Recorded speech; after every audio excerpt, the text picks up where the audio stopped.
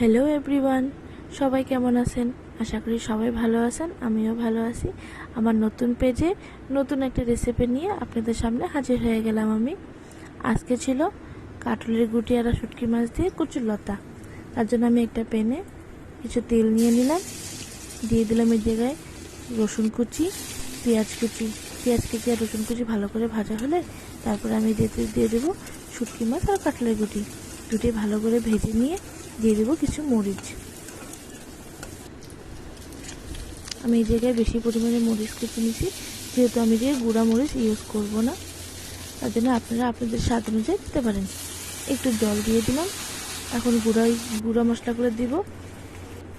গুঁড়া মশলাগুলো দিয়ে দিলাম। এই গুঁড়া মশলাগুলোর সাথে একটু মিক্স করে একটু জল দিয়ে আমি শুটকি মাছগুলো কষিয়ে নিব।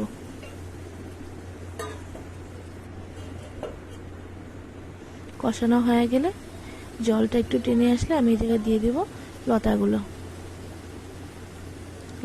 ভালো করে ধুয়ে বেছে নিছি, সেগুলো আমি দিয়ে দিলাম। দিয়ে ভালো করে মশলার সাথে কষানো শুটকি মাছের সাথে ভালো করে মিক্স করে নিলাম। মিক্স করে নেওয়া হয়ে গেল, তারপর এই জায়গায় আমি দিয়ে দেব অনেকটা পরিমাণে জল।